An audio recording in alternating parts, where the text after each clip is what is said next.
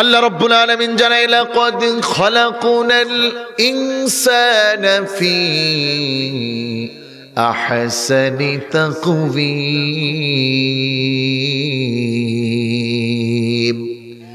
আল্লাহ রাব্বুল আলামিন জানায় সকল সৃষ্টির মধ্যে মানুষকে আমি সবচেয়ে সুন্দর করে বানালাম।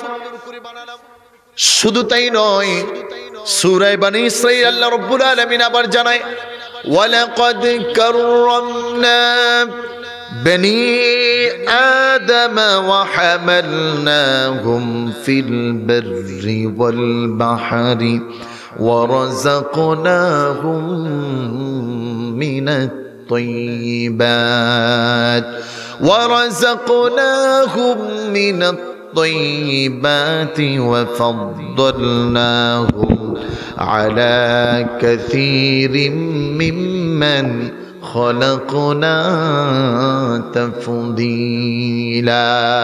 জবান খুলে আওয়াজ করে বলুন আল্লাহু আকবার। আমার ভাইরা, আমার বন্ধুরা, যুবক ভাইরা আমার, বৃদ্ধ বাবাজিরা আমার, পর্দার মা বোনেরা আমার, বিভিন্ন দোকানপাটে যারা বসে আছেন ভালো করে দিলের কানটা লাগিয়ে শুনুন। আল্লাহ রাব্বুল আলামিন জানাচ্ছে সৃষ্টির মধ্যে আমি মানুষকে সবচেয়ে সুন্দর বানালাম, আবার সৃষ্টির মধ্যে আমি রব্বুল আলামিন মানুষকে সবচেয়ে সম্মানিত বানালাম। জলবায়ু স্থানে পৃথিবীর যেখানেই যাক না কেন তাম সৃষ্টির মাঝে মানুষের সম্মান সবচেয়ে বাড়িয়ে দিলাম। ফিল বাররি ওয়াল বাহরি ওয়া রাযাকনাহুম মিনাত তাইয়্যিবাত, তামাম খাবারের মধ্যে, তামাম রিজিকের মধ্যে মানুষের জন্য আমি বরাদ্দ করলাম হালাল রিজিককে। ওয়া ফাদ্দালনাহুম আলা কাসীরিম মিম্মান খালাকনা তাফদীলা, আর তাদের সম্মান ইজ্জত বাড়াতে আমি রব্বুল আলামিন এত কিছু করে তাদেরকে জানিয়ে দিলাম, শোনো তোমাদের এই সব কিছুর পিছনে টার্গেট হলো একটা, উদ্দেশ্য হলো একটা, দিক হলো একটা, সূচনা হলো একটা, কাজ হলো একটা। আল্লাহ রাব্বুল আলামিন কোরআনুল কারীমের মধ্যে জানায় ওয়ামা খালাকুতুল জিন্না ওয়াল ইনসা ইল্লা লিয়াবুদুন।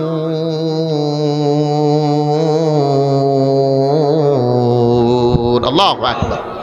আরবি একটি ব্যাকরণের সূত্র আছে, সুন্দর একটি শব্দ আছে, শরফুল মাকানি শরফুল মাকিন। সম্মানিত ব্যক্তিদের সাথে থাকলে সম্মান পাওয়া যায়।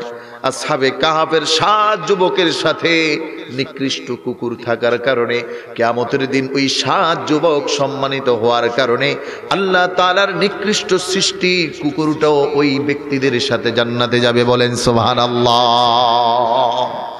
বাঘের বাচ্চা যদি মেও মেও করে তাইলে কি আর বাঘ হয়? বাঘের বাচ্চাও যদি বিড়ালের সাথে থাকে তখন ও মেও মেও মেও, আর বিড়ালের বাচ্চাটাও যদি বাঘের কাছে থাকে ওর থাপাটা এই বাঘের সিস্টেমে শিখে। আউযু বিল্লাহি মিনাশ শাইতানির রাজীম। বিসমিল্লাহির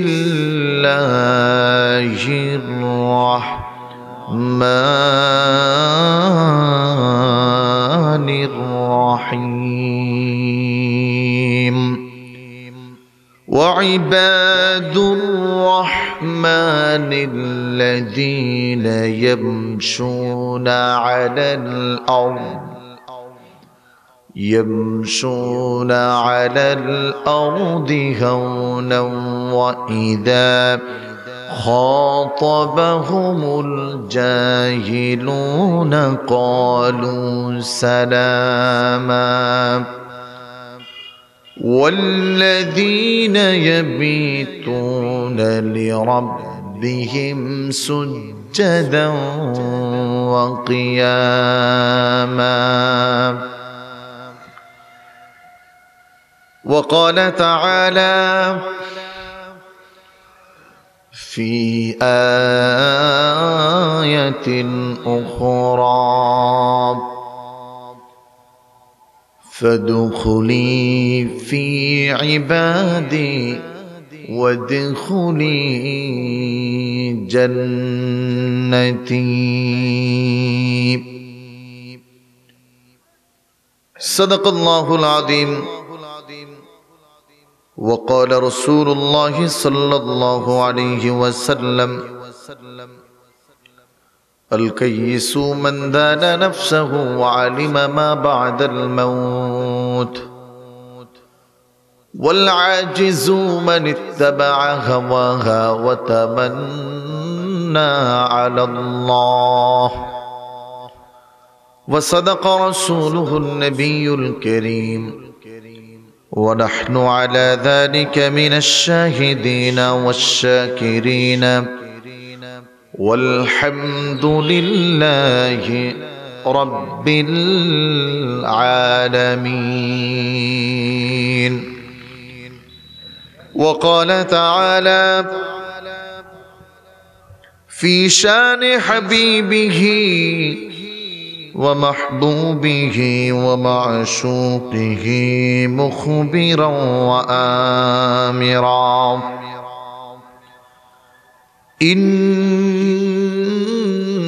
الله وملائكته يصلون على النبي يا أيها الذين آمنوا صلوا عليه وسلموا تسليما اللهم صل على سيدنا مولانا محمد وعلى سيدنا محمد محبت زبان خلے پرون اللهم صل على سيدنا مولانا محمد وعلى سيدنا مولانا بلغ العلا بكماله كشف الدجى بجماله حسنت جميع خصاله صلوا عليه وآله تیری معراج چی کہ تو لوح و قلم تک پہنچا اور میری معراج ہی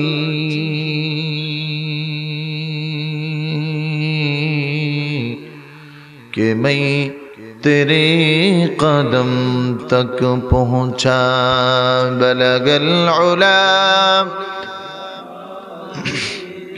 کشف الدجى بجماله حسنت جميع خصاله صلوا عليه وآله সম্মানিত হাজিরিন আল্লাহ রাব্বুল আলামিন আমাদেরকে পছন্দ করেছেন বলেই মুসলমান বানিয়েছেন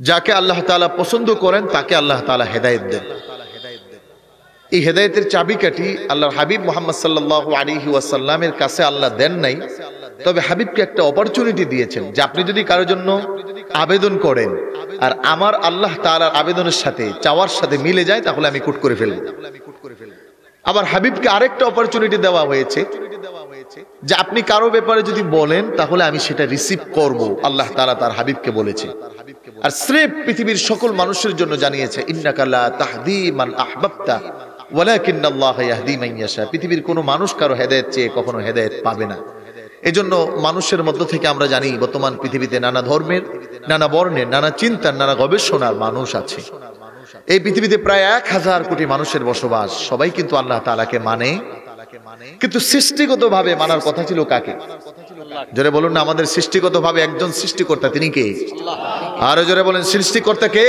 আল্লাহ আল্লাহ রাব্বুল আলামিন জানায় লাকাদ খালাকুনাল ইনসানা ফি আহসানি তাকওয়িম আল্লাহ রাব্বুল আলামিন জানায় সকল সৃষ্টির মধ্যে মানুষকে আমি সবচেয়ে সুন্দর করে বানালাম।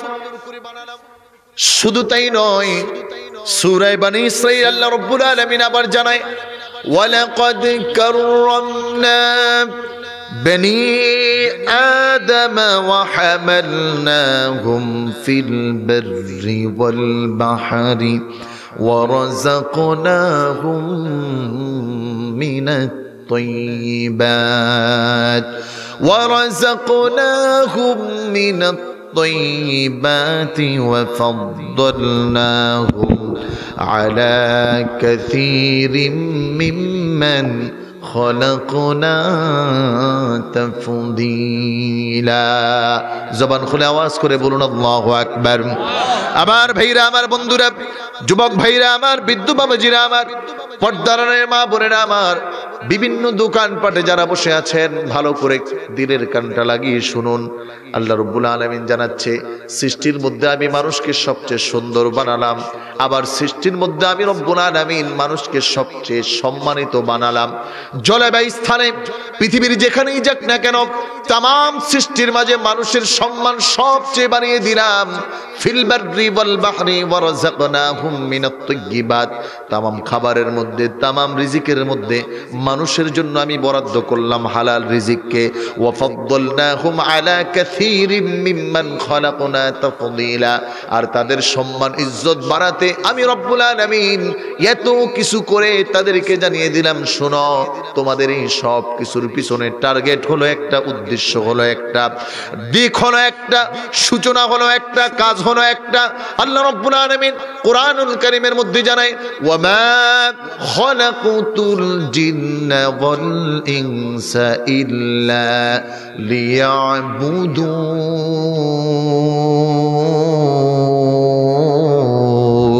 আল্লাহু আকবার। আল্লাহ তাআলা বলছেন একমাত্র কাজ, তোমাদের টার্গেট হলো এই যে তোমরা ইবাদত করবে কার? জোরে বলেন ইবাদত কার? সুখের সময় ইবাদত হবে কার? দুঃখের সময় ইবাদত হবে কার? মুসিবতের সময় ইবাদত হবে কার?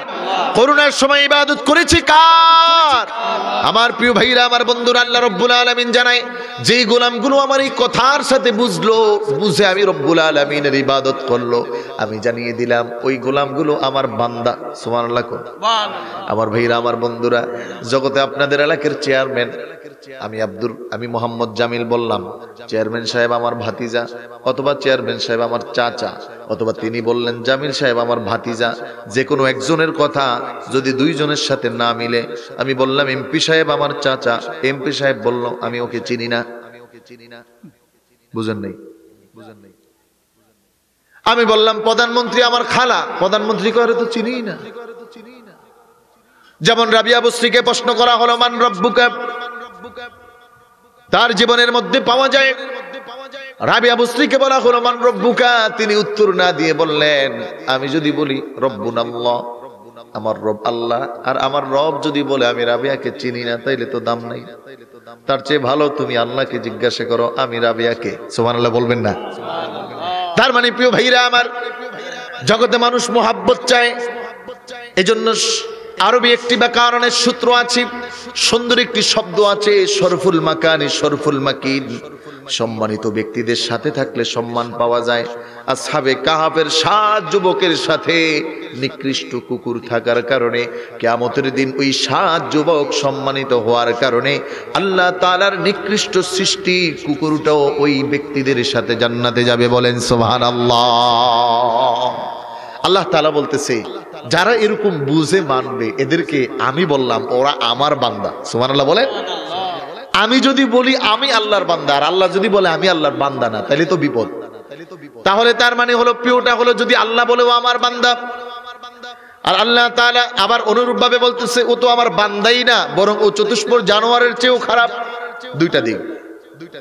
এজন্য একজন মানুষের পৃথিবীতে সবচেয়ে বড় পরিচয় হলো আব্দুল, আল্লাহ তাআলার গোলাম।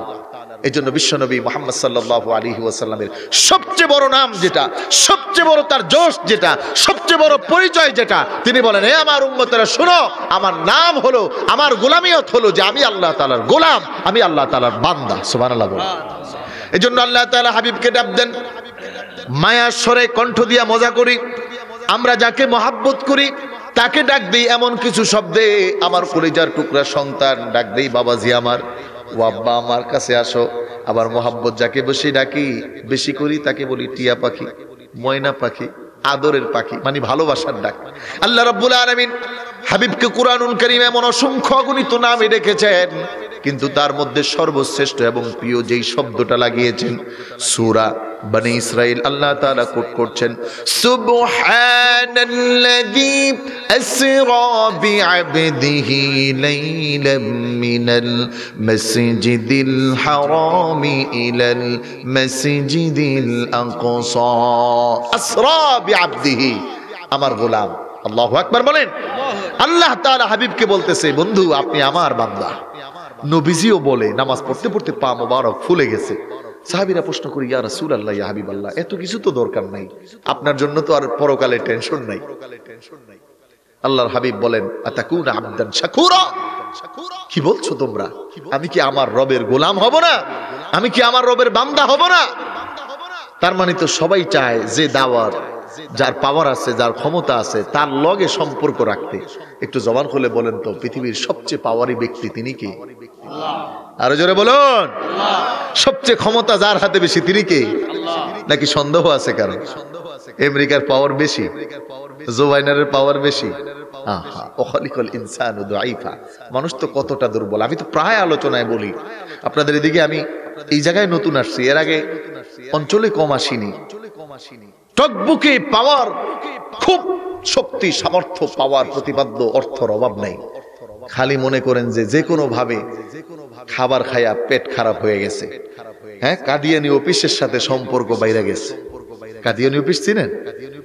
টয়লেট, শৌচকার্য, অথবা হাম্মাম খানা, অথবা যেটা বলেন আপনারা ওয়াশরুম, অথবা একবারে গ্রাম্য ভাষায় পায়খানা আছে না, ওইটার সাথে যদি ধরেন আমি খুব শক্তিশালী, খুব ভালো, মা আল্লাহ না করুক একবার আমার হয়েছিল, খুব সমস্যা হয়ে গেছিল, মানে বাহিরে খাবার খেয়েছিলাম, জিন নজর দিছিল। পরে একদিনে 18 বার টয়লেট, কোনোভাবেই যাচ্ছে না, অ্যান্টিবায়োটিকও যাচ্ছে না। আমারও সন্দেহ হলো। আমি, আমার এক ওস্তাদ ছিল যিনি মুকাশিফাতুল কুলুব, মানে অন্তরের চক্ষু খোলা যার, চক্ষু বন্ধ করে বলতে পারে অনেক কিছু। আল্লাহ, আমি বাস্তব প্রমাণ। হুজুর একটা কাজ দিয়েছে, কাজের মধ্যে একটু গ্যাপ করছি, তো নরমালি ওই গ্যাপ বুঝার কথা না, ধরার কথা না। আসার পরে বলে, কিরে এই কাজ এমনি করছস কেন? এটা এভাবে না করলেও তো পারতি, তুই মনে করছস আমি টের পাবো না? ধরা খেয়ে গেছিলাম। তো ওনাকে ফোন দিলাম, হুজুর কি করতে পারি, কোনোভাবে তো আর শেষ সলভ হচ্ছে না।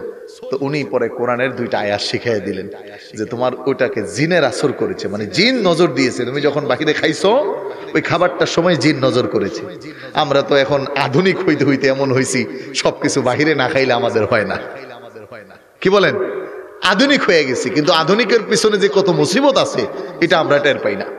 সম্মানিত হাজিরিন, বলছিলাম একজন সুস্থ মানুষ যার পেট খারাপ হয়েছে, এই মানুষটার সাথে যদি টয়লেটে খালি সম্পর্ক বাড়ে 5 বার 10 বার, তাহলে এত পালোয়ান এখন আর বিছানা থেকে উড়াইতে পারে না, 3 জনে ধইরা উঠানো যায় না। মানুষের অক্ষমতাকে আল্লাহ এত বড় করে দিয়েছেন, আর সক্ষম যিনি, সব ব্যাপারে যিনি, আল্লাহু আকবার, তিনি আর কেউ নয়, আমার আপনার প্রভু একমাত্র যিনি, তিনি কে? আমার প্রিয় ভাইরা, আমার বন্ধুরা, সূরা ফুরকান আল্লাহ রাব্বুল আলামিন 63 নম্বর আয়াত থেকে ডাক দিয়েছেন, তোমার মন মতো তুমি নিজেকে দাবি করলেই আল্লাহ তাআলার বান্দা হওয়া যাবে না, বরং আমি জানিয়ে দিলাম আমার বান্দার গুণ কি হবে। যেই বান্দাগুলো আমার এই বর্ণনা করা গুণে গুণান্বিত হতে পারবে, জেনে রাখো, শুনে রাখো, ওই বান্দা চক্ষু বন্ধ করবে, দুনিয়ায় থাকতে আমি রব্বুল আলামিন তাকে জান্নাতের সার্টিফিকেট দিব। বলেন সুবহানাল্লাহ। আমার প্রিয় ভাইরা, আমার বন্ধুরা, আল্লাহ রব্বুল আলামিন বান্দার 1 নাম্বার গুণ বর্ণনা করেন, ওয়া ইবাদুর রহমান। বান্দার 1 নাম্বার কোয়ালিটি হলো বান্দা বন্দেগী করে আল্লাহ তাআলার গোলাম হবে। এজন্য রাসূল বলেন, তোমরা কি বলো, আমি কি আল্লাহ তাআলার গোলামি করব না? নামাজ আমার না লাগবে, রোজা আমার না লাগবে, তবে পৃথিবীর মধ্যে এখন পর্যন্ত আমার হাবিবে কিবরিয়া বিশ্বনবী মুহাম্মদুর রাসূলুল্লাহর মতো এত নামাজ, এত রোজা, এত ইবাদত, এত ত্যাগ, এত মানুষের জন্য কাজ করা কারো পক্ষে সম্ভব হয় নাই। কারণ তিনি এই পৃথিবীতে আল্লাহ তাআলার শ্রেষ্ঠ বান্দা। আল্লাহ রাব্বুল আলামিন জানায়, আমার এক নাম্বার আমার বান্দা হওয়ার জন্য গুণ হলো বন্দেগী করতে হবে আমার। এখন মাস চলতেছে রজব মাস, রজব মাসের একটা আমল আছে সবচেয়ে বড় ভালো বন্দেগী, অনেকেই হয়তো করেন নাই। আমার সাথে বলেন আল্লাহুম্মা, বলেন আল্লাহুম্মা বারিক লানা ফি রজাবা ওয়া শাবান ওয়া বাল্লিগনা রমাদান। রাসূল যখন রজব মাস আসতেন এইটা বেশি বেশি পড়তেন। আমরা জানি না, খবরই নাই, অথচ আমরাও তো বান্দা। আমার প্রিয় ভাইরা, আমার বন্ধুদের জন্য বন্দেগী করতে হবে আমার আল্লাহ তাআলার। সুখে দুঃখে, বিপদে আপদে, বালা কিংবা মুসিবতে এক আল্লাহর গোলামি করা। মাঝে মাঝে পরীক্ষা আসবে যেন ভুলে না যাই, পেরেশান আসবে যেন পেরেশান হয়ে না যাই, অনেক মুসিবত আসবে যেন ঈমান হারা না হয়ে যাই। যদি এতটুকু করতে পারি তাহলে আল্লাহ তাআলার বন্দেগী করলাম। 2 নম্বর, আল্লাহ রাব্বুল আলামিন বান্দার গুনাহগুলির কথা বলছেন, ইয়ামশুনা আলাল আরদি হাওনা। আমার যে বান্দা হবে ওই মানুষটা জমিনে চলবে অহংকার নিয়ে না, অহংকার ছাড়া চলবে। ইয়ামশুনা আলাল আরদি হাওনা, জগতের মধ্যে চার চলনটা হবে নমনীয়, ভদ্র। একজন মানুষ তার সাথে ঝগড়া বিবাদ করতে আসবে, সে আগাবে না, সে তার মতো নমনীয় হয়ে চলবে। অহংকার, অহমিকা, ক্ষমতার দাপট আর প্রতিপাদ্য দেখাবে না। কারণ এই পৃথিবীর যত ক্ষমতা, যত অহংকার আর যত অহমিকা, এটা ক্ষণস্থায়ী, স্থায়ী না, স্থায়ী না। এই মাত্র বড়লোক কোটিপতি, 1 সেকেন্ডের বিনিময়ে কোটি টাকা মাইনাস হইয়া আবার ফকির। আপনারা দেখেছেন ভূমিকম্প হওয়ার পরে 10 তলা বিল্ডিং এর মালিক 3 মিনিট আগেও 1 মিনিট আগেও যার 3টা বাড়ি 10 তলা করে, 1 সেকেন্ড 2 সেকেন্ড 5 সেকেন্ড 1 মিনিটের ভূমিকম্পের পরে সে শূন্য হাতে বসে আছে। যারাই পৃথিবীতে অহংকার করে আল্লাহ তাআলা তাদেরকে তার বান্দার সার্টিফিকেট দেন নাই। আমরা হয়তো প্রশ্ন আউট আল্লাহ করেছে এটা জানি না, কারণ জানলে তো মানতে হবে। দেখবেন অনেকেই অনেক কিছু শুনেও শুনে না, কারণ শুনলে তো মানা লাগে। কিন্তু আল্লাহ তাআলা তো জানাইছেন কিয়ামতের দিন আপনি যখন বলবেন আল্লাহ আমি তো এটা শুনি নাই, আল্লাহ তাআলা তখন কোরআন দাঁড় করে দিবে, এই যে আমি তো পাঠাইছিলাম, তুমি কেন পড়ো নাই, তুমি কেন শুনো নাই। তাহলে প্রিয় ভাইরা আমার, অহংকার মুমিনের সোপান নয়। অহংকার হলো আল্লাহ তাআলার চাদর। দাম্ভিকতার সাথে চলা মুমিনের কাজ নয়। জমিনের উপর চলবে। আল্লাহর হাবিব বিশ্বনবী মুহাম্মদ সাল্লাল্লাহু আলাইহি ওয়াসাল্লাম বলেন, জমিনে চলো এমন ভাবে যেন তুমি একজন মিসকিন, যেমন তুমি একজন এতিম, তোমার কিছু নাই। আমার ভাইরা, আমার বন্ধুরা, কিন্তু এমন দেখা যায় অনেক যুবক ভাইরা আছেন কিছুই নাই বাবার, অথবা কোনো একটু হইছে, কোনো মতে একটা চালাইছেন, দাপট পাওয়ার অহংকার অহমিকা দেখান। আল্লাহ রাব্বুল আলামিন ডাক দিয়ে বলে এটা মুমিনের গুণাবলী না, বরং মুমিনের গুণাবলী হলো মুমিন জমিনের উপর বড় নমনীয় হয়ে চলবে। কারো উপর জুলুম অত্যাচার তার মাধ্যমে হবে না, কারো ক্ষতি তার মাধ্যমে হবে না। এটা হলো মুমিনের গুণ। আর আমাদের গুণের মধ্যে এখন ঢুকছে যে যত পাওয়ার দেখাতে পারি ওইটাই বড়। তার মানে আল্লাহ তাআলার বান্দা না হওয়ার প্রতিযোগিতায় আছে। কথা বুঝেন নাই? মানে পরকালে আল্লাহ তাআলার বান্দা হব, এটা হওয়ার প্রতিযোগিতায় না গিয়ে না হওয়ার প্রতিযোগিতায় আছে। হিসাব নিকাশটা করে যাওয়া দরকার, কারণ আমাদের পরকাল বলতে একটা কথা আছে। কি বলেন? এখানে যারা আছি এমন কি কেউ আছেন যে না আমার আর কবরে যাওয়া লাগবে না, আল্লাহ তাআলার সামনে দাঁড়াতে হবে না? এরকম তো কেউ নাই।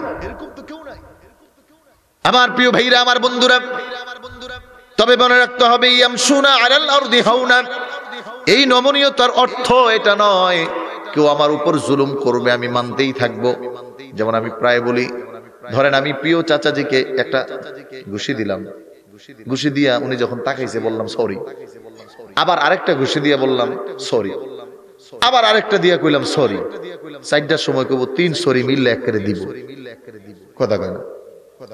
মানে 3 বার আগে যে সরি কইছি ওই 3টা সহ একবারে দিব, যে এত সরি কইতে সরি ছুটাইতাছি তোমার। তার মানে হলো ইয়ামশুনা আলাল আরদি হাওনা, জমিনে নমনীয় হবে তবে অধিকার ক্ষুণ্ণ হবে না। এজন্য একজন মুমিন নরম ভাবে চলবে। কাফের মুশরিক নাস্তিকদের আঘাত আসলে প্রথম বলবে, ভাই আমরা মুসলমান, তোমার সাথে লাগতে চাই না, ঝগড়ায় যাইতে চাই না, তুমি রেজাল্ট করো না। কিন্তু যখন আর উপায় থাকবে না, দেখবে বারবার সরি, তখন মুসলমান একটু বলবে আনা মুসলিম। শুধু কাফেরদের সামনে মেসওয়াক করেই বুঝাবে যে আজকে কিন্তু ধর্ম আর কাসাবাইব। মাঝে মাঝে এরকম দিতে হয়। আমার ওস্তাদ প্রায় বলতেন যে সাপ আর ব্যাঙে বন্ধুত্ব করছে। এখন সাপ আর ব্যাঙে বন্ধুত্ব করছে, সাপে ব্যাঙেরে বলতেছে, ভাই এমন পেছায়া পুছায়া হাঁটো, আমার তো পছন্দ হয় না, তোমারে বন্ধু বানাইছে, এখন কি করার, ছাড়তেও পারতাছি না, পেছায়া পুছায়া হাঁটা দরকার নাই, তুমি সোজা সাপটা হাঁটো, নাইলে কিন্তু বিপদ আছে। এখন সাপের যতই ব্যাঙে বুঝায়, বুঝে মাশাআল্লাহ, রাস্তার উপর বেকা হইয়া রৌদ্র শোয়াইতেছে, রৌদ্রের মধ্যে এখন স্যাংরা মার্কে কিছু পোলাপান আছে না, দেখবেন রাস্তা দিয়ে হাইটা যাওয়ার সময় কুকুর দেখলে এই গাছের পাতা টান দিয়েছি রে, মানে দুষ্টামি করে যেগুলা, এই জাতীয় পোলা একটা সামনে তো সাপ মিস্টার পড়ছে, ও তো লাডি একটা লইয়া বাইরিয়া সাইজ করে লাইছে, মাজা মুজা ভাঙ্গা সোজা। এখন ব্যাঙের লগে দেখা হয়েছে, ডাক দিছে বন্ধু।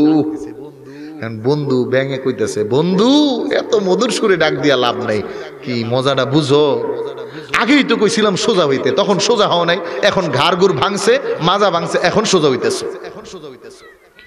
আমার প্রিয় ভাইরা, আমার বন্ধুরা,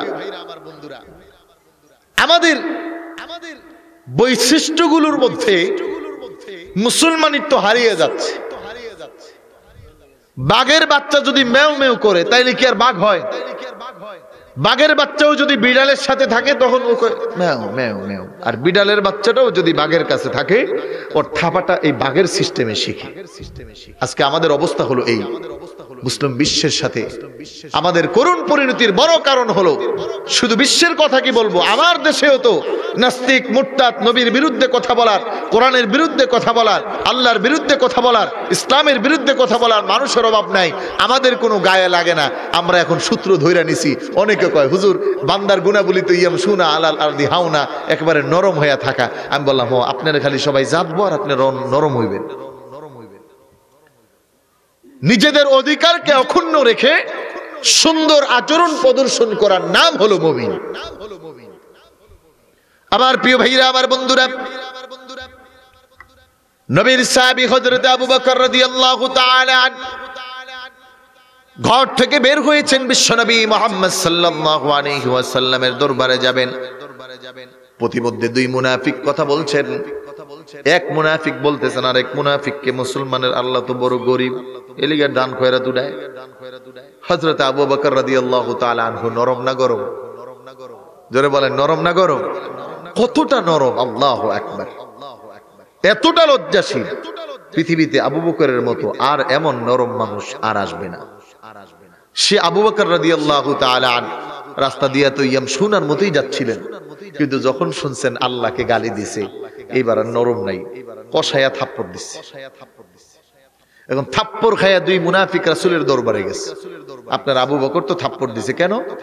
কিছুই করি নাই, হুদাই থাপ্পড় দিছে। রাসূল বলতেছে এটা তো ওমরের কাজ হইতে পারে, তারপরেও কিছু করো নাই, এটা তো থাপ্পড় দিতে পারে না।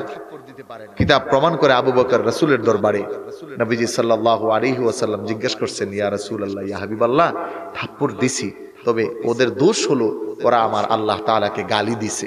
এটা শুনে আমি আবু বকর আর ঠান্ডা থাকতে পারি নাই, নরম থাকতে পারি নাই। নবীজি গো, আমার ঈমানের তাজাল্লিতে, ঈমানের নূরের পাওয়ারে আমি আল্লাহ তাআলার পক্ষ নিয়ে থাপ্পড় দিছি।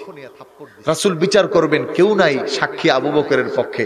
আল্লাহ রাব্বুল আলামিন জিব্রাইলকে দিয়ে নবীর কাছে ওহী পাঠায়া দিবেন, জিব্রাইল রাসূলকে শোনায়া রাখো, পৃথিবীর কোনো মানুষ আবু বকরের সাক্ষী হওয়া দরকার নাই, আরশের মালিক আবু বকরের সাক্ষী।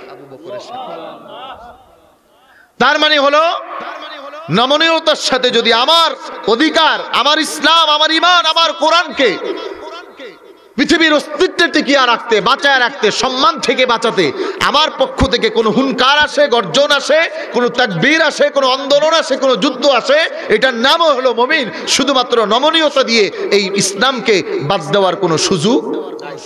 এখন আমার দেশে একদল আছে এই নমনীয়তার হাদিস দিয়া, নমনীয়তার আয়াত দিয়া এরা আর কিছু কয় না। নবীরে গালি দিলেও কিছু কয় না। আমরা যদি একটু তাকবীর মিছিল মুছিল দেই, এত কিছু কি করা লাগে নাকি? আমি কি আপনাদেরকে কথাগুলো বুঝাইতে পারতেছি? তার মানে প্রিয় ভাইরা আমার, একজন মুমিনের গুণ হলো তিনটা বিষয়। আল্লাহর রাসূল এবং ওলি, যেগত হাদিসের মধ্যে আসছে, আল্লাহ রাব্বুল আলামিন হাদিসে কুদসিতে বলেন, মান আদালি ওয়ালিয়ান ফাকাদ আযানতুহু বিল হারব, যে আমার ওলিদের সাথে গুস্তাকি করে আমি তার বিরুদ্ধে যুদ্ধ ঘোষণা করি। এই তিনটা দলের বিরুদ্ধে যখন যাবে, একজন মুমিন কখনো চুপ থাকতে পারে না। ওই মুমিনের কাজ হলো ঈমানের তাজাল্লিতে, ঈমানের পাওয়ারে অন্তত কিছু না হলেও জবানের মাধ্যমে বিরোধিতা করা, আর যদি তাও না হয় ওই ব্যক্তিকে ঘৃণার মাধ্যমে বিরোধিতা করা, আর যদি শক্তি সামর্থ্য থাকে তাহলে ওই মানুষটাকে হাতে প্রতিহত করা। আমার ভাইরা, আমার বন্ধুরা, আল্লাহ রাব্বুল আলামিন বলে এই গুণগুলো যদি তোমাদের মধ্যে থাকে তাহলে জেনে রাখো আমি আল্লাহ তাআলা ডিক্লেয়ার দিচ্ছি তুমি আমার বান্দা। আল্লাহ তাআলা বলতেছে বান্দা। আল্লাহ রাব্বুল আলামিন জানায় 3 নাম্বার গুণ হলো ওয়া ইযা খাতাবাহুমুল জাহিলুনা ক্বালু সালামা। ওই বান্দাটা নিজে গায়ে পড়ে পড়ে কারোর সাথে ঝগড়া করবে না। কেউ যদি ঝগড়া করতে আসে তাকে বলবে ক্বালু সালামা, আমি মুসলমান, আমি তোমার সাথে ঝগড়ায় জড়াবো না। যেমনটি আল্লাহর হাবিব রমজানের হাদিসের ব্যাপারে বলেছেন, একজন রোজাদার ব্যক্তির সাথে যদি কেউ যুদ্ধ করতে আসে, ঝগড়া লাগাতে আসে, বাদানুবাদ করতে আসে, ব্যক্তি বলবে আনা সাইম, আমি তোমার সাথে কথা বলবো না, আমি একজন রোজাদার। একজন প্রকৃত ঈমানদারের গুণাবলী হলো অহেতুক কথা বা তাকে বাদ দিবে। খাতাবাহুমুল জাহিলুনা ক্বালু সালামা, যা প্রয়োজন না ওরকম কোনো কথাই কবে না। আর আমরা এখন প্রতিযোগিতায় লাগছি কে কত বেশি কথা কওয়া যায়। আর চায়ের দোকানে বসলে তো মাশাআল্লাহ পুরা দেশের কথাবার্তা নিয়ে বসি, আর যদি কোনো মতে মিলে যায় এলাকার কারো বদনামের, তাহলে ও একটু জানে আর সেও একটু জানে। আর যদি হয় তার মনে করেন যে শত্রু, তাইলে তো কোনো কথা নাই। কি আপনাদের সমাজে আছে না নাই? বাস্তবতা আছে না নাই? ভরে গেছে সয়লাভ, অথচ সে নিজেকে দাবি করতেছে আমি পাক্কা ইমানদার মুসল্লি। কি বলেন, দাবি করলেই কি হয়? দাবির পক্ষে যৌক্তিক প্রমাণ থাকতে হয়। আপনি যে আল্লাহ তাআলার বান্দা, আপনি বললেন আমি বান্দা, আহা, হাদিসের মধ্যে তো কত চমৎকার কথা। রাসূল বলেন ইদা দুফিনাল মাইয়িতা ফি কবরিহি আতানি মালাকানি ফায়াজলিসানি আসওয়াদানি আরযাকানি ফায়াকুলানি মান রাব্বুকা মান দীনুকা মান নাবিয়্যুক।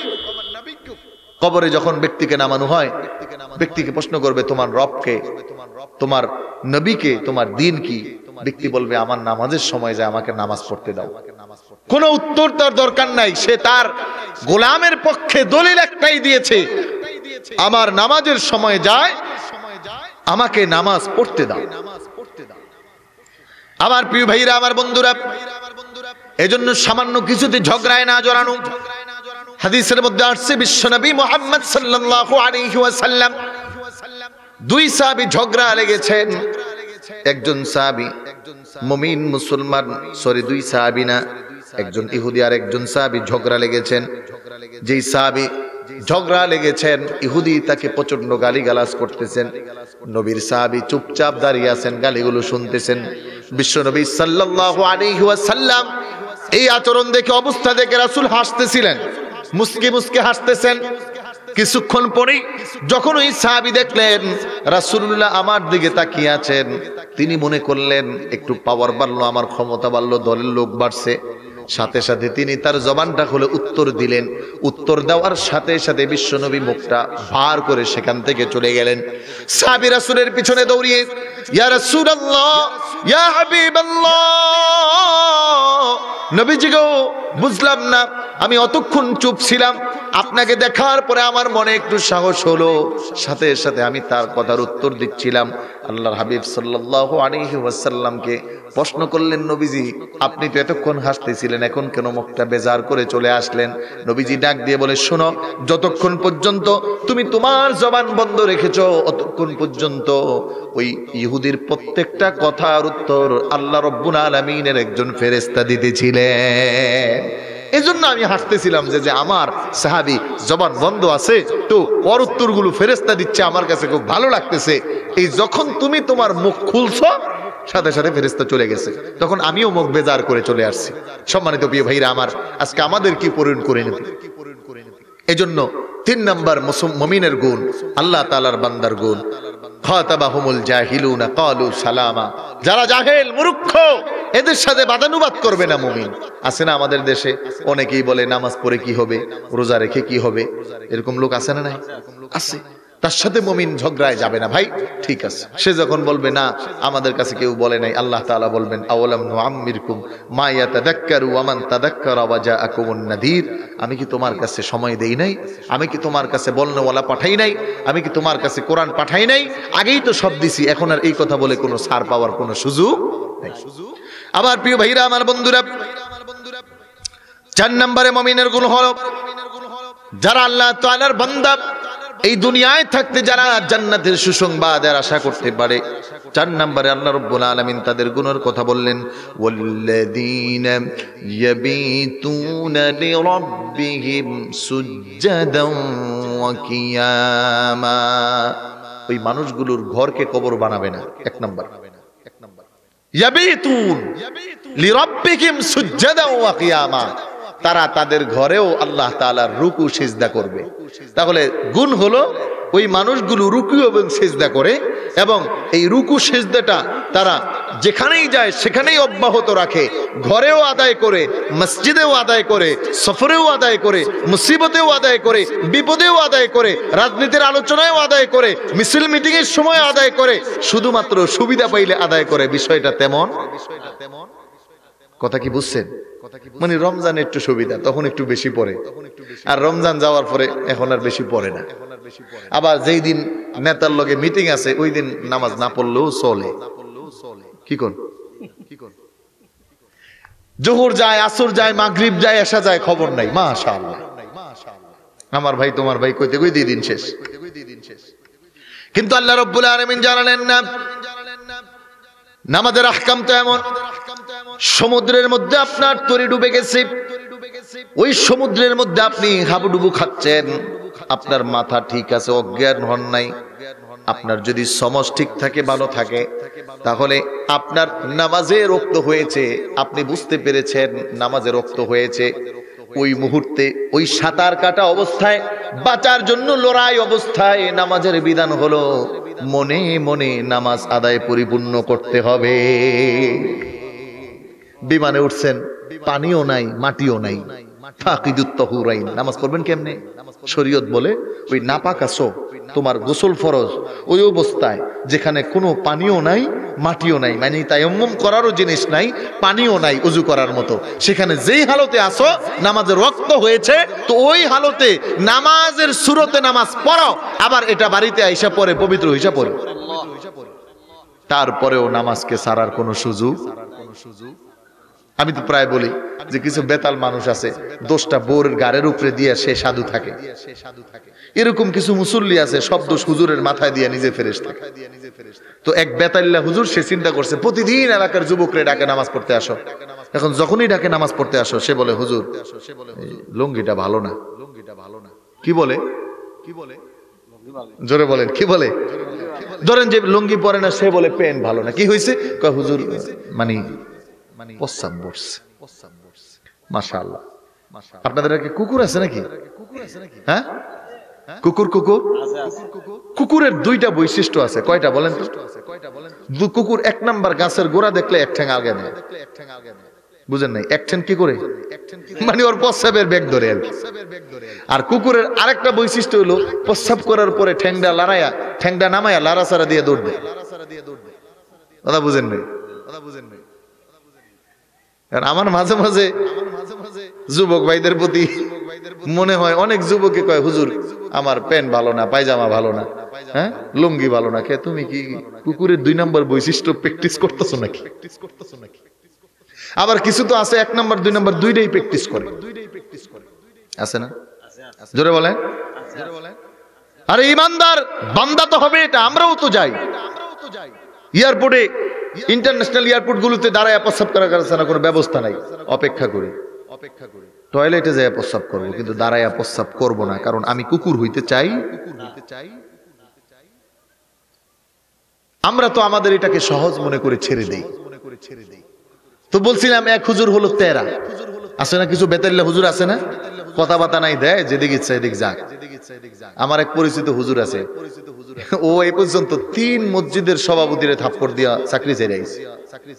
কি পরিমাণ বেতালের বুঝে, ভালো আলোচক, মানে উল্টাপাল্টা করলে দেয়, আবার অহেতুক দেয় না।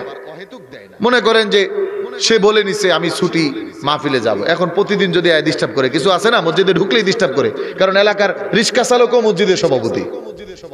তো হুজুরে প্রতিদিন ডাক দেয় যুবকরে, ও তো আসে না। এবার হুজুরে নিয়ত করছে, তুই আজকে কেমনে নামাজ না পড়ো সেটা আমি দেখবো। নিয়ত করে, ও তো প্রতিদিন বলে লুঙ্গি খারাপ, হুজুরের নতুন লুঙ্গি কিনে আনছে। আসো আসো, একটু পরে বিরিয়ানি দিবে, আসো তাড়াতাড়ি আসো। অনেকে আসতেছে আর কি, এই বিরিয়ানি দেওয়ার টাইম হয়েছে, তাড়াতাড়ি আসেন, আখনি দিবে। তো হুজুরে নতুন লুঙ্গি কিনছে। তো মাঝে মাঝে ডাক দিলে কইছে হুজুর গোসল করা লাগবে। মাশাআল্লাহ, হুজুর আজকে গোসলের পানিও রেডি রাখছে। খালি গোসলের পানি লগে লাখ সাবান খুইল্লা রাখছে, ওর যেন কষ্ট না হয়। মানে হুজুরের নিয়ত হলো আজকে তুই বাসস কেমনে দেখবো। এখন ডাক দিছে, এই নামাজ পড়তে আয়। তো হুজুর লুঙ্গি ভালো না। হুজুরকে আমি তো জানি, এই জন্য তোর জন্য আজকে নতুন লুঙ্গি কিনে আনছি, গোসল করা লাগবে। কয় সমস্যা নেই, পানি পুনি রেডি আছে, লগে সাবান ফ্রি। এখন চুপ হয়ে রয়েছে। হুজুরে আবার ডাক দিয়েছে, কিরে আসস না? চুপচাপ, কিছু কয় না। হুজুরে একবার, তিনবার, দুইবার, তিনবার যখন ডাক দিছে, হুট করে কয়, হুজুর গো জ্বালায় আর বাসলাম হই না। কি বলে? হুজুর গো জ্বালায়। আচ্ছা বলেন তো, এনে হুজুর ওরে কি জ্বালাইছে? ওর ভিতরে শয়তানি হলেও নামাজ পড়বো। জোরে বলেন, ওর শয়তানি কি?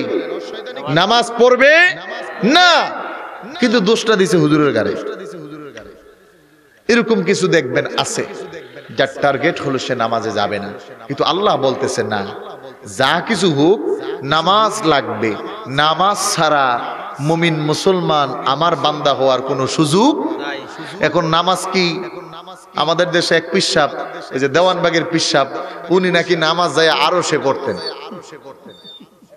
কি নাউজুবিল্লাহ কইবেন না নাকি? নামাজ কি আরো সে পড়ার জায়গা? নামাজ যা পড়ার সবই দুনিয়ায় পড়তে হইব, এরপরে আর পড়ার কোনো সুযোগ নেই, চাইলেও আর পড়ার সুযোগ নেই। আমার প্রিয় ভাইরা, এজন্য আল্লাহ রাব্বুল আলামিন বলে, আমার বান্দা যারা হবে তার চতুর্থ নাম্বার গুণাবলী হলো ওয়াল্লাযীনা ইয়াবিতুনা লিরাব্বিহিম সুজদান ওয়া কিয়ামা। ওই মানুষটা সিজদাকারী হবে, ওই মানুষটা রুকুকারী হবে। কোরআনুল কারীম এজন্য ডাক দিয়ে বলে, আল্লাযীনা ইয়াযকুরুনাল্লাহা কিয়ামান ওয়া কুউদান ওয়া আলা জুনুবিহিম ওয়া ইয়াতাফাক্কারুনা ফি খালকিস সামাওয়াতি ওয়াল আরদ রব্বানা মা খালাকতা হাযা বাতিলান সুবহানাকা ফাকিনা আযাবান নার।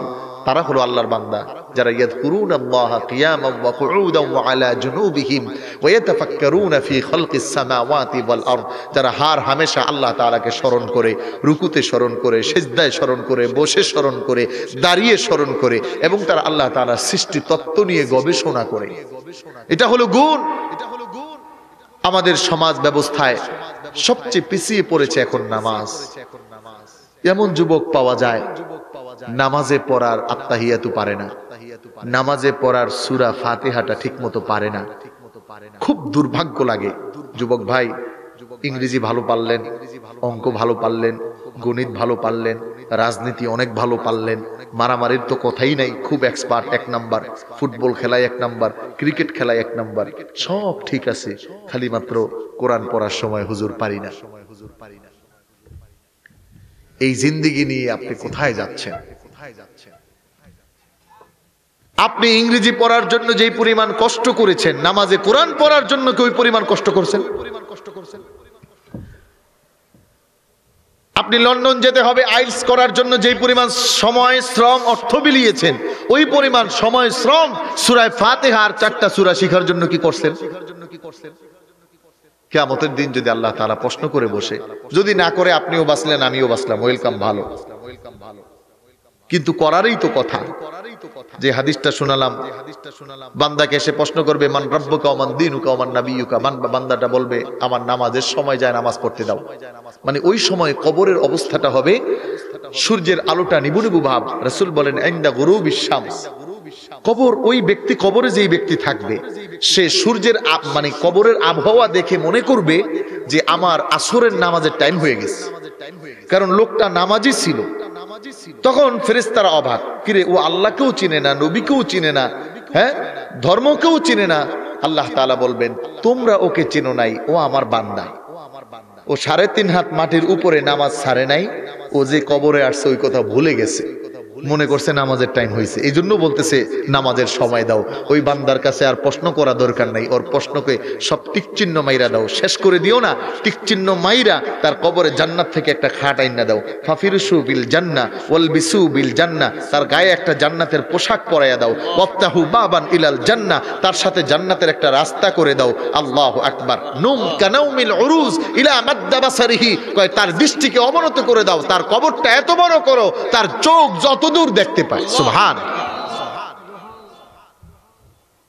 ফেরেশতা সব করার পরে ফেরেশতার মনে তো খুঁতখুঁতি, ব্যাপারটা কি?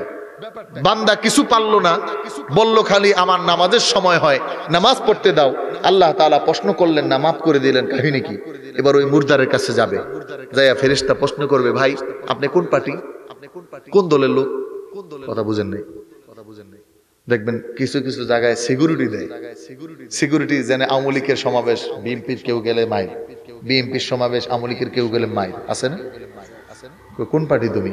ওই যে ঢাকাতে একটা আহলে হাদিস মসজিদ আছে, আমি কয়েকবার ঢুকতে চাইছি, ওমা ঢুকতে দেয় না। কইলাম আমি একজন হুজুর, দেখাইলাম ইউটিউবে, দেখেন আপনি আমারে। কইলাম আমি পড়াশোনা করছি, অনার্স মাস্টার্স করছি, সমস্যা নেই, বাংলা অঙ্ক ইংরেজি পারি আমি, সমস্যা নেই, বুঝি সব, নামাজ পড়তে দাও। কয় না, কাট লাগবে। মানে আহলে হাদিসের কার্ড না থাকলে ঢুকতে দেয় না। তো এখন ফেরেশতাদের টেনশন, কিরে এটা কোন দলের লোক, কোন কার্ডদারি? পরে প্রশ্ন করলাম, উত্তর দেয় না। আল্লাহ কয় জান্নাত থেকে খাটাই না নামায়া দিতে, জান্নাতের পোশাক পরাইয়া দিতে। ফেরেশতা যা জিজ্ঞাসা করবে ভাই কোন দলের লোক, তখন এই মুর্দারটা যে জান্নাতি হলো এই মানুষটা বলবে আমি কোরআনের দলের লোক। সুবহানাল্লাহ বলবেন না? কি বলবে? আমি কোরআন পার্টি লোক। মানে তাকে প্রশ্ন করা হবে তুমি কেমন করে সব জানলা, তুমি এক প্রশ্ন উত্তর দিছো সব হয়ে গেছে, এত কিছু বুঝলা কেমনে? ওই ব্যক্তি বলবে কিরাআতুল কুরআন, আমি কোরআন পড়ছিলাম, কোরআন ওয়ালাদের সাথে হাঁটছিলাম, কোরআন ওয়ালাদের কথাগুলো মানছিলাম, কোরআন যেভাবে বলছে সেভাবে চলছিলাম। এখন আপনার সব ডিগ্রি আছে, কোরআন পড়তে পারেন না, তাহলে আমি বলবো আপনার কিছুই নাই। আপনার মতো এত দুর্ভাগা, এত কপাল পোড়া আর কেউ নাই। কারণ অন্তত সিলেটের মানুষ এই কথা এড়িয়ে যাওয়ার কোনো সুযোগ নাই যে কোরআন শিখার সুযোগ ছিল না। আল্লামা সাহেব কেবলা ফুলতলি রহমতুল্লাহি আলাইহি কোষায় কোষায় দারুল কেরাতের ব্যবস্থা হয়ে গেছে। তার টার্গেটই ছিল এটা, একটা মানুষ যেন ডাক্তার হওয়ার পরেও মানুষ থাকে, ইঞ্জিনিয়ার হওয়ার পরেও যেন রডল বদলে বাঁশ দিয়া অমানুষ না হয়, কোরআন পড়লে মানুষ থাকবে। গবেষক হলেও যেন সে নাস্তিক না হয়ে যায়, এই জন্য কোরআনটা শেখানোর চেষ্টা করেছে। আপনার এলাকায় দারুল কেরাত আছে, পাশের এলাকায় আছে, আপনি যদি আল্লাহরে কোন কোরআন পড়ার কোনো সুযোগ পাই নাই, তাহলে তো আল্লাহ সবার আগে ধরবে। আর আমাদের যত হিসাব সব এই জায়গায়, 5,000 টাকা দিয়ে অঙ্ক পড়াচ্ছি, 10,000 টাকা দিয়ে ইংরেজি পড়াইতেছি, 200 টাকার হুজুরের 6 মাসের বেতন বাকি। বাস্তবতা আছে না নাই? জোরে বলেন। কি মনে করেছেন আপনি? কোরআন ভালো করে পড়লে ইজ্জত কখনো কমে না, আল্লাহর কসম। আর কোরআন ছাড়া আপনি করবেনটা কি? আমার তো বুঝি আসে না। সূরা ফাতিহা পারেন না, ইমাম সাহেব বাড়িতে গেলে একজন নামাজ পড়ানোর মতো লোক এলাকায় পাওয়া যায় না। টাকা আছে, সম্পদ আছে, অর্থ আছে, সব আছে, আপনার কাছে কোরআন নাই, আপনার কাছে কিছু নাই। রাসূল বলেন ওই কলব জিরো, ওই ঘর হলো খালি ঘরের মতো, ওটা হলো মরে যাওয়া একটা ব্যক্তির মতো। রাগ করতেছেন আমার কথায়? চেষ্টা করেন, চেষ্টা করলে একটা পথ খোলা আছে। 80 বছরের মুরব্বী কবেন হুজুর এখন কি আর টাইম আছে? একটা রাস্তা, কঠিন রাস্তা খোলা আছে। আল্লাহর হাবিব বলেন যে কোরআন পড়ার জন্য রাস্তায় নেমে গেল, সে কোরআনের ছাত্র হলো, আর ছাত্রত্ব অবস্থায় মারা গেল, তাহলে সে শহীদ হলো। কথা বুঝেন নাই? আপনি 80 বছর হয়েছে, এখন তো পারেন না, কিন্তু ইমাম সাহেবের কাছে প্রতিদিন আসেন, হুজুর আমার প্রতিদিন পড়ান, মাসে 1000 দিব সমস্যা নাই, অথবা মাসে 200ই দেন সমস্যা নাই, প্রতিদিন পড়েন, আপনার ইচ্ছা। আহারে ছোটবেলা শিখতে পারি নাই, এখন তো একটু শিখতে যদি পারতাম। বাস এই হালতে যদি আপনার মরণ পর্যন্ত থাকেন আর ইন্তেকাল করা যায়, তাহলে একজন তালেবে ইলম অনুযায়ী আপনি মরলেন, শহীদের পথে আপনি মরলেন, জান্নাতের পথে মরলেন। কি পারা যাবে ইনশাআল্লাহ? আমাদের তো সময়ের অভাব। রমজান মাসে আসলে আরো ব্যস্ততা বাড়ে। রাসূলুল্লাহ সাল্লাল্লাহু আলাইহি ওয়াসাল্লামের রমজান মাস আসলে ইবাদতের ব্যস্ততা বাড়তো, আর আমাদের হলো ইনকামের ব্যস্ততা বাড়ে। এজন্য প্রিয় ভাইরা আমার, সমাপ্ত করব আমি 6 মিনিটের মধ্যে। আল্লাহ রাব্বুল আলামিন 4 নাম্বার গুণ বললেন, ইয়াবিতুনা লিরাব্বিহিম সুজদাও ওয়া কিয়ামা। নিজেও নামাজ পড়বে, ঘরের সন্তানকেও নামাজ পড়াবে, পরিবারকেও নামাজের তাকিদ দিবে। পরিস্থিতি হলো এমন, আমি সবচেয়ে বড় ইমানদার, আমি সবচেয়ে বড় মুসল্লি, আমিও নামাজ পড়ি না, সন্তানকেও পড়াই না, পরিবারকেও বলি না। তাহলে কেমন হলো? আল্লাহ বলবেন সুহকান, দূরে যাও, আমার বৈশিষ্ট্য নিয়ে আসো নাই, বান্দা হওয়ার যে গুণাবলী ছিল এটা নিয়ে আসো নাই। মা বোনেরা যারা আছেন, কত অজুহাত দিয়ে নামাজ ছেড়ে দেয়, খুব দুঃখের বিষয়, পরিস্থিতিটা খুব জটিল। সম্মানিত প্রিয় মুহতারাম, আজকের আলোচনা থেকে আপনি অন্তত এতটুকু সচেতন হয়ে যান যে না, আমার অন্তত বান্দা হওয়ার গুণাবলী অর্জন করা দরকার। বাংলা সবাই পড়তে পারি, যুবক ভাইরা সব পড়ি, কত উপন্যাস নাটক পড়ি, একটু কোরআনের এই অনুবাদটা পড়েন। সূরা ফুরকান আয়াত নাম্বার 63 থেকে শুরু, সুন্দর করে বর্ণনা করা আছে। অতএব আমাদের কাজ হলো আমরা এই গুণাবলী অর্জন করে আল্লাহ তাআলার কাছে যাওয়া এবং এই দুনিয়া থেকে বিদায় নেওয়া, নচেত আমিও শেষ, আমার পরকালও শেষ। সম্মানিত হাজিরিন, আর এই গুণাগুলি যদি আমি এবং আমার সমাজ, আমার সন্তান, আমার ব্যক্তি পর্যায়ে যারা আছে এদের মধ্যে এগুলো প্রচার প্রসার না ঘটানো যায়, তাহলে এই সন্তানটা নাস্তিক হয়, তাহলে এই সন্তানটা বাবা মার অবাধ্য হয়ে যায়, তাহলে এই সন্তানটা রাষ্ট্রদ্রোহী হয়ে যায়, তাহলে এই সন্তানটা সমাজের জন্য ত্রাস হয়ে যায়, তাহলে এই সন্তানটা মানুষের চুরি করে, তাহলে এই সন্তানটা আরেকজনের জমি দখল করে। এই যে গুণাবলীগুলো বাদ, খারাপ গুণাবলীগুলি ওই সন্তানের মধ্যে ঢুকে যায়। আমি প্রায় আলোচনায় বলতাম যে এক লোক, দেশের পরিস্থিতি খারাপ, আর বাঁচতে মন চায় না, এখন মারা যাবে, মারা যাওয়ার নিয়ত করে বাজার থেকে বিষ কিনে আনছে, রাত্রে বিষ খাইছে, সবার থেকে দায় দাবি ছাড়াইছে যে আর তো বাঁচবো না, দেখা সাক্ষাৎ হবে না, বন্ধু টাটা বাই বাই, মোটামুটি ভাত খাইয়া বিষ খাইয়া ঘুমাইছে। এখন সকালবেলা ঘুম থেকে জায়গা দেখে মরে নেই। জায়গা কি দেখে? মেজাজ তো পুরা গরম হয়েছে, কিরে বিষ খাইলাম, যেটি খাই ইন্দুর সব লাশ হয়ে পুরা জায়গা, আমি মরলাম না কে? দোকানে গেছে, দোকানে যে দোকানদারে ধরে, এই বেটা মরি নাই কেন, তোর এতে কালকে বিষ নিলাম। তখন দোকানদার বিষের ডিব্বা ধরে দেখে এটা ডেট নাই, কি নাই। এখন মেজাজ আরেকটু খারাপ হয়েছে, মরবই যেমনি হোক, বিষ খাওয়া যেহেতু মরে নাই। পাশের দোকানে রশির দোকান যায়, রশি কিনে আনছে, ফাঁসি দিলেও তো আর কেউ বাঁচাইতে পারবো না। এখন গলায় রশি দিয়া, নিচে চেয়ার দিয়া ফাঁসি দিছে, আস্তে রশিটা ছিঁড়া পড়ে গেছে। এখন তো মেজাজ আরো গরম। দোকানদারে যায় ধরছে, দোকানদার কয় ভাই কিছু করার নাই, করোনা 2 বছর আগে রশি কিনা তো এটাও ডেট গেছে। এখন তো এইবার মেজাজ আরো খারাপ, কোন যুগে পড়লাম রে ভাই, বিষ খাইও মরতে পারি না, ফাঁসি দিয়েও মরতে পারি না। মাশাআল্লাহ, এবার নিয়ত করছে যে যা, এইবার কেমনে বাঁচে আমারে দেখ। আপনাদের ঢাকা আর বড়লেখার হাইওয়ে ধরেন, এরকম হাইওয়ের মধ্যে টান টান হয়ে রাত্রে ঘুমাইতেছে, যে রাত্রে তো গাড়ি তো চলবে, অন্তত গাড়ির নিচে তো আর কেউ এত এত গতির গাড়ি কেটা থামাবে। একবারে খায়াল হয়ে আইসা টান টান হইয়া শুয়ে রয়েছে। এখন মাশাআল্লাহ রাত্র শেষ হয়েছে, সকালবেলা সূর্যের আলো পড়ছে আর জাগছে, জায়গা তো পুরা আরো মেজাজ গরম। কিরে সারা রাত্র মরার জন্য শুয়ে রইলাম, শুইলাম না কেন? পাশের দোকান আছে, রাস্তার পাশে দোকান, দোকানদারে যায় ভাই ব্যাপার কি? আমি কালকে রাত্রে এখানে শুইলাম, রাত্রে গাড়ি গুড়ি চলে নাই। দোকানদার দিছে ধমক, ধর্মিয়া আপনি কোন দেশে বাস করেন? কালকে যে হরতাল ছিল এটা জানেন না? কি কয়? মানে আমাদের দেশের পরিস্থিতি হলো এমন, যেই জায়গায় যাই, যেই দিকেই যাই, আল্লাহু আকবার, একটা গজল মনে পড়ে, একে একে শেষ করেছি সবার দেখা হইল শেষ, দেখতে দেখতে গোল্লায় গেল আমার সোনার বাংলাদেশ। কথা কোন ঠিক না? যারা দেয় মোটামুটি এই সাইজ করে। মুসিবতে আছি আমরা, মানে পাড়ার পুতা লড়ে, আমরা মরিচের মতো ফিসি। এখন আল্লাহু আকবার, একটা মানুষ 500-1000 টাকা কামায়ও তার নাবিশ্বাস উঠে যায়। আর যারা মোটামুটি নিতেছে এরা বড়। ওদিনকে দেখলাম সালমান এফ রহমান সাহেব, বিশেষ সভাপতি, এক জায়গায় তিনি বলতেছে 1 কোটি টাকা দান। শেয়ার মার্কেটের 1000 কোটি টাকা নিয়ে 1 কোটি টাকা দান করতে সমস্যা কি? কথা কয় না? আরে শেয়ার মার্কেটে যদি 1000 কোটি টাকা লইয়া গেছে, তাহলে 1 কোটি দিতে সমস্যা কি? কি বলেন? কামাইব নেই, জান্নাত লিখে দিয়ে দিছে। খুব হিসাব। এজন্য আল্লাহ রাব্বুল আলামিন বলেন, বান্দা শুনো, ওয়াল্লাযীনা ইয়াকুলুনা রাব্বানা সরিফ আন্না আযাবা জাহান্নাম ইন্না আযাবাহা কানা গরামা। আল্লাহ তাআলার বান্দার 5 নাম্বার গুণাবলী, ইয়াকুলুনা রাব্বানা সরিফ আন্না আযাবা জাহান্নাম। ওই বান্দা আল্লাহ তাআলাকে ডাক দিয়ে বলবেন, মালিক আল্লাহ, আপনি আমাকে জাহান্নামের কাছ থেকে বাঁচিয়ে দেন। রব্বানা সরিফ আন্না আযাবা জাহান্নাম ইন্না আযাবাহা কানা গরামা। কারণ জাহান্নামের শাস্তি বড় জটিল, বড় কঠিন, বড় অপমানজনক। আয় আল্লাহ, আপনি আমাকে জাহান্নামের কাছ থেকে বাঁচিয়ে দেন, জাহান্নাম থেকে বাঁচিয়ে দেন। এজন্য আলেমরা বারবার দোয়া করে, আল্লাহ আমাদেরকে জাহান্নাম থেকে বাঁচান, জাহান্নামী কাজ থেকে বাঁচান।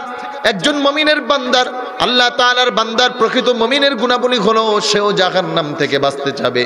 তার মানে হলো জাহান্নামে যেই কাজের জন্য যাওয়া লাগবে সেই কাজ করবে না। কিন্তু এখন আমাদের দেশের যুবকরা আর আমরা সবাই মিল্লা প্রতিযোগিতায় নামছি, জাহান্নামে কত আগে যাওয়া যায়, কের আগে কে যাইতে পারি। ভোটের আগে 500 টাকায় ইমান বিক্রি করে পাক্কা মুসল্লি হয়ে যায়। কথা বলেন ঠিক কি না? হালাল নেই, কোথায় কন? আর এই এলাকায় তো সুদ করে একজনও নাই আমি জানি। হ্যাঁ, তাহলে সুদ খাওয়া জাহান্নামের কাজ না? কত মুসিবত। আমার কাছে এক লোকের খবর আছে, এই ওয়াজ মাহফিল কমিটির সভাপতি আছিল। তো যেই বছর সভাপতি ছিল, মানে সব দায়িত্ব তার কাছে ছিল, ওই বছর ওই মাহফিল থেকে 55,000 টাকা বাইচা গেছিল। উনি এই টাকা দিয়ে মাছ ধরার চাই আছে না, কি কয় আপনাকে দেশে, একরাম বুঝছো কিনা, ওই যে ছোট এরকম জালি জালি জালি দিয়ে দেওয়া, এটা দিয়ে রাখে, পরে মাছ ঢুকে। ফারন হইতে পারে, আমাদের ওখানে চাই বলে, চাই, বুঝেন না? ওই যে ওটার মধ্যে কিছু দিয়ে রাখে, চিংড়ি মাছ, অন্যান্য মাছ, মানে বিভিন্ন মুখে আটকায় রাখে, পানি যায় আর ওটা দিয়ে ঢুকে। ওটার কি বলে? ফারন। আচ্ছা, ফারন। আচ্ছা, যাক, যেটাই কুকতে একটা তো আছে আর কি, ধরেন মাছ ধরার একটা যন্ত্র। উনি ওই চায়ের ব্যবসা দিছে, মাশাআল্লাহ। ওই 55,000 টাকা এই গত 13 বছর ধরে ওনার কাছেই আছে। এখন চায়ের ব্যবসা দিছে, প্রতি বছর চাইলেই কয় টাকা দিয়ে দিব, না সমস্যা নেই। এখন উনি বলে, যখন লাগবে 55,000 টাকা তো আমার কাছে বললেন, আমি দিয়ে দিব, কিন্তু 13 বছরে দেয় না। কথা বুঝেন নাই? আচ্ছা, এখন উনি চিন্তা করছে 55,000 টাকা দিয়ে ওনার ব্যবসা শুরু করছে। এখন ওই ব্যবসার সমূলে মূলধন ধরেন 10 লাখ টাকা। এই সব টাকা কি ওয়াজের না ওনার?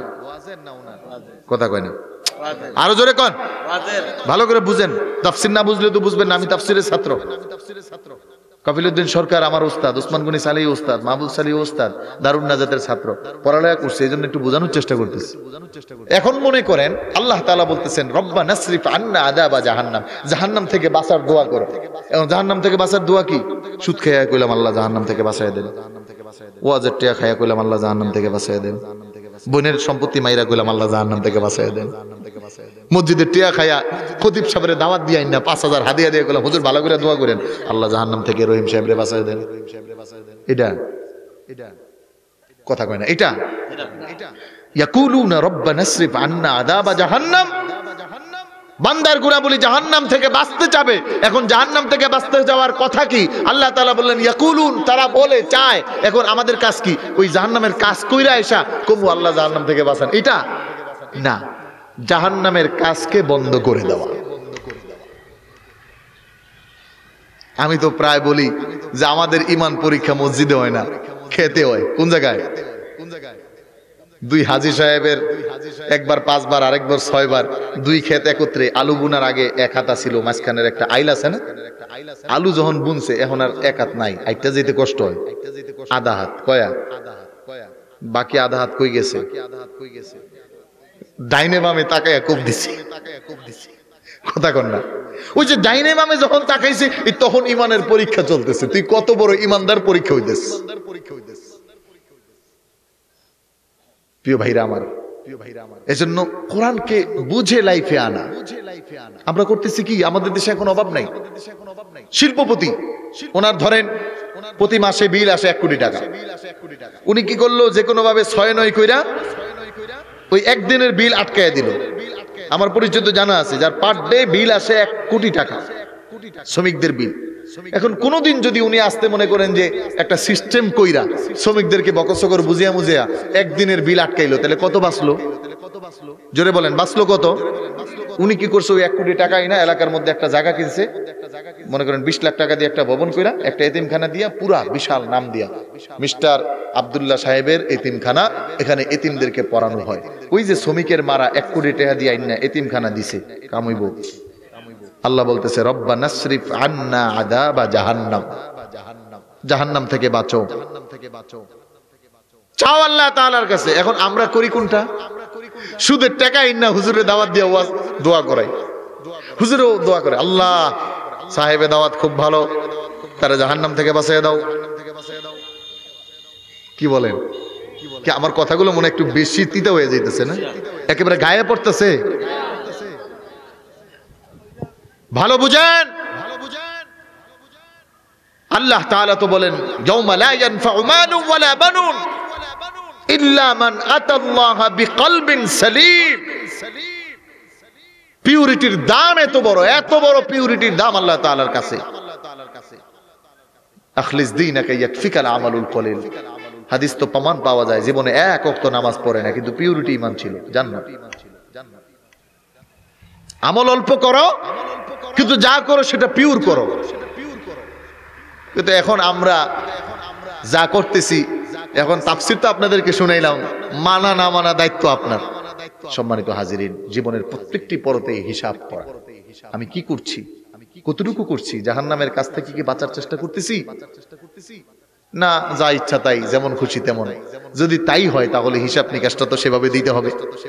আপনি অজুহাত দিতেছেন, হুজুর এই পোলাপাইন চাইছে একটু গায়ে হলুদের অনুষ্ঠান না করলে কি হয়, না কইরা পারি নাই। আমি বলি কি, আপনাকেও কবরে ফেরেশতা বলবে আব্বা আসেন, অনেকদিন ধরে আমরা বসে আছি, জম পড়ে গেছে, আপনার একটু মারি। আপনি যেহেতু একটু সুযোগ দিয়েছেন তা আপনার একটু মারি। এজন্য হিসাবটা আপনার কাছে। রব্বানা সরিফ আন্না আযাবা জাহান্নাম। সাহাবায়ে কেরাম তো জাহান্নামের ভয়ে থরথর করে কাঁপতেন। আল্লাহর হাবিবের কলিজার টুকরা স্ত্রী হযরতে খাদিজাতুল কুবরা রাদিয়াল্লাহু তাআলা বিশ্বনবী সফর থেকে এসে দেখেন খাদিজা চোখের পানি ছেড়ে হাউমাউ করে কাঁদছে। নবীজি প্রশ্ন করেন, খাদিজা কি হয়েছে রে প্রাণের খাদিজা আমার? কেউ বকেছে, কেউ মেরেছে? কয় না। ইয়া রাসূলুল্লাহি ইয়া হাবিবাল্লাহ, নবীজি গো কবরের কথা স্মরণ আসছে, দুনিয়ায় কোনো কষ্ট পেলে আপনার বুকে মাথা রেখে মাপ পেয়ে যেতাম। আপনার বুকটার মধ্যে মাথা রাখলে মনটা শান্তি হয়ে যেত। আমার পূর্বে 3টা সংসার ভেঙে মনটা ভেঙে চুরমার হয়েছিল, আপনার নুরানি চেহারার বদন মুবারক পেয়ে আমি খাদিজার ভিতরে বাহিরে সুশোভিত ফুলে হয়েছে, সুন্দর চমৎকৃত হয়েছে নবীজি। কিন্তু কবরের কথা স্মরণ আসছে, আমার কবরে তো আমি একাই যেতে হবে, ওই দিন আমি কেমন করে থাকবো? আযাব হলে আপনাকে তো আর কাছে পাবো না। নবীজি নিজ হাতে খাদিজার চক্ষু মুছে দেন, বলেন খাদিজা কান্না করো না, কান্না করো না, থামো। খাদিজা থামে না, ওয়াদা নিল রাসূল থেকে, বলেন আপনি আমার কবরে আমাকে রাখার আগে আপনার জিসিম মোবারক রাখবেন। আমার বিশ্বাস যেই কবরে যেই মাটিতে আপনার শরীর রাখবে, ওই মাটিতে আর ওই কবরে কোনোদিন জাহান্নামের আগুন জ্বলতে পারবে না। আল্লাহর হাবিব বললেন ঠিক আছে। খাদিজা শান্ত হয় না, বলে ইয়া রাসূলুল্লাহ, ইয়া হাবিবাল্লাহ, আমার কবরে কবর দেওয়ার উপরে আপনি অপেক্ষমান থাকবেন। আমার কবরে মুনকার নাকির ঢুকবে, সওয়াল জবাবের প্রশ্ন আসবে। আপনি যদি একটু বসে থাকেন, আমি খাদিজার সাহস লাগবে, উত্তরটা দিতে সহজ হবে। আল্লাহর হাবিব বিশ্বনবী সাল্লাল্লাহু আলাইহি ওয়াসাল্লাম নূরনবী আমার খাদিজাকে ওয়াদা দিলেন, ঠিক আছে থাকবো।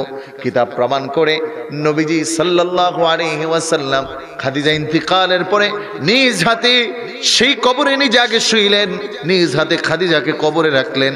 কবরে রাখার পরে নবীজি উপরে বসে আছে। হযরত ওমর বলে ইয়া রাসূলুল্লাহ, ইয়া হাবিবাল্লাহ, চলেন। নবীজি বলে না ওমর তুমি যাও, আমি যাব না। দীর্ঘ সময় বসার পরে জিবরাইল এসে ডাক দিয়ে বলে ইয়া রাসূলুল্লাহ, যান না কেন? নবীজি জিবরাইলকে বলে ভাই জিবরাইল, আমি আমার খাদিজাকে ওয়াদা দিয়েছি, খাদিজার কবরে মুনকার নাকির সওয়াল জবাবের জন্য আসবে। ফেরেশতা আসার পরে আমার খাদিজার পাশে আমি একটু বসে থাকলে খাদিজার আরাম হবে, এই জন্য বসে আছি। আল্লাহর হাবিব সাল্লাল্লাহু আলাইহি ওয়াসাল্লামকে জিবরাইল ডাক দিয়ে বলেন, হে আমার হাবিব মুহাম্মদ সাল্লাল্লাহু আলাইহি ওয়াসাল্লাম, নবী গো, আপনার খাদিজার কবরে কোনোদিন মুনকার নাকির আসবে না। কেন? যা প্রশ্নের জবাব সওয়াল জবাব আছে এগুলো সব আল্লাহ দিয়ে দিছে। ওই খাদিজা রাদিয়াল্লাহু তাআলা আনহার যদি টেনশন হয় কবরের, আপনার আমার টেনশন আছে না না? আবার যদি কখনো আল্লাহ তাআলা সাক্ষাৎ করিয়ে দেয়, ইনশাআল্লাহ বাকি 8টার উপরে কথা হবে। আল্লাহ তাআলা আমাদেরকে পরিপূর্ণ মানার তৌফিক দান করুক এবং আমাদের ইলমের মধ্যে বরকত দেখ, আমাদেরকে এই গুণগুলি অর্জন করে আল্লাহ তাআলার বান্দা হওয়ার তৌফিক দান করুক। মা'আস সালাম, আসসালামু আলাইকুম ওয়া রাহমাতুল্লাহি ওয়া বারাকাতুহু। সম্মানিত হাজিরিন, আমার কথায় যদি কেউ কষ্ট পান তাহলে আমাকে ক্ষমা করে দিবেন। আল্লাহুম্মা আমিন। রব্বানা যালামনা أنفسنا وإن لم تغفر لنا وترحمنا لنكونن من الخاسرين ربنا آتنا في الدنيا حسنة وفي الآخرة حسنة وقنا عذاب النار رب ارحمهما كما ربياني صغيرا رب العالمين মহিয়ান কুরিয়ান সর্বশক্তিমান দয়ালু দাতা মেহেরবান মালিক, গভীর রজনী পর্যন্ত তোমার কোরআনুল কারীম থেকে কিছু কথা বললাম। আয় আল্লাহ তাআলা দয়া করে মায়া করে আমরা যারা ধৈর্য ধারণ করে শুনলাম, যারা বললাম, আমাদের প্রত্যেকের জন্য জীবন গঠনে এই আদর্শ বাস্তবায়নের তৌফিক দান করে দাও। আয় আল্লাহ তাআলা জীবনে জেনে না জেনে, বুঝে না বুঝে, আলোতে আধারে মানুষের গোচরে বন্ধু বান্ধবের ধোকায় পড়ে, নফসের তাড়নায় পড়ে যত অপরাধ করেছি নিজ গুণে তুমি ক্ষমা করে দাও রাব্বুল আলামিন।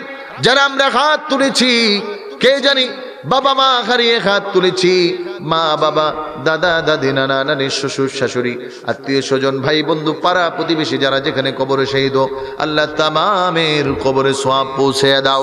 আল্লাহ আমাদের আব্বা আম্মার কবরখানাকে জান্নাতের বাগান করে দাও। আল্লাহ আমাদের দাদা দাদি নানা নানির কবরে আযাবকে মাফ করে দাও।